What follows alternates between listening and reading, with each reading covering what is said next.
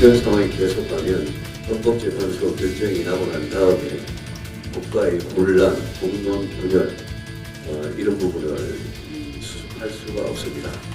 저는 헌법재판소 결정이 어떻게 나든지 간에 승복하겠다는 말씀을 분명히 드리고 모든 대선 주자들과 또 여야 정치권이 현재 결정에 승복하겠다라고 미리 약속을 하고 현재 결정이 나는 즉시 공론 통합에 나설 것을 저는 재차 촉구합니다.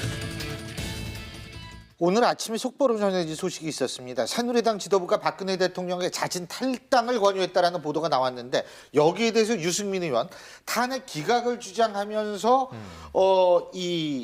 이런 얘기를 한다는 거는 모순이다. 지금 얘기를 하는데 어떻게 보셨어요? 아유, 모순이라고 저는 생각이 됩니다. 왜냐하면 지금 뭐 여러 가지 복잡한 상황이 벌어지고 있어요. 새누리당이 아마 조만간 보수의 힘으로 당명을 바꿀 가능성이 있는데 보수라는 키워드를 새누리당에 뺏기는 거죠. 바른정당은 그렇게 되면 이런 상황에서 지금 김문수 전 경기지사는 이 태극기 집회에 나가서 이 탄핵 기각, 탄핵 반대를 강하게 주장했는데 지난 연말하고 한 두세 달 사이에 입장이 180도 바뀐 거예요. 그런데 또 유승민 의원도 이 부분에서 자 지금 이제 야권의 집권을 막기 위해서 그래도 보수의 재창출, 정권 재창출을 위해서는 새누리당과도 손을 잡아야 된다. 이 안희정 지사는 새누리당과도 연정할 수 있다. 지금 아주 복잡한 상황인데 여기에 대해서 남경필 지사는 그럴 거면 왜 분당했느냐. 지금 문제 제기하고 있는 거 아닙니까?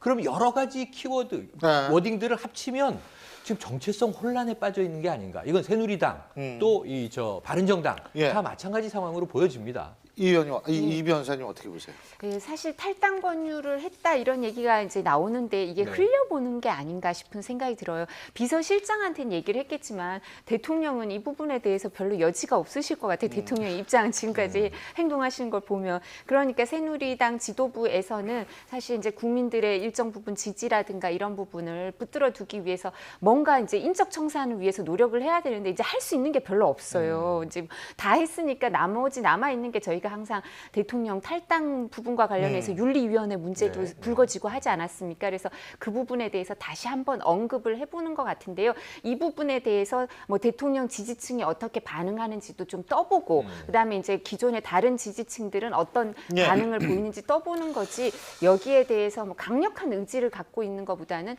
여론을 떠보는 게 아닌가 유승민 싶기도 의원이 합니다. 어떻게 좀 황교안 권한대행보다 지지율이 올라갈 가능성이 있다고 보세요? 아니 뭐 황교안 권한대행 같은 경우는 좀 계속 얘기하지만 상상의 어떤 지지율로 봐야 될 것 같아요. 유승민 후보 같은 경우는 본인이 선언도 했고 지금 나오고 있는데 범보수 후보 적합도는 유승민 후보가 뭐 압도적입니다. 압도적이고 남경필 이제 지사 같은 경우가 많이 좀 처지는 모양새거든요. 그러다 보니까 해당 행위라는 얘기를 하면서 막 그런 거였고 유승민 후보 입장에서도 만약 큰 텐트가 쳐가지고 본인이 된다면 뭐 후보가 돼가지고 대권 가능하기 때문에 본인은 계속 합치려고 보수 통합을 하려고 하고 이런 어떤 여러 가지 셈법이 있는 것 같습니다.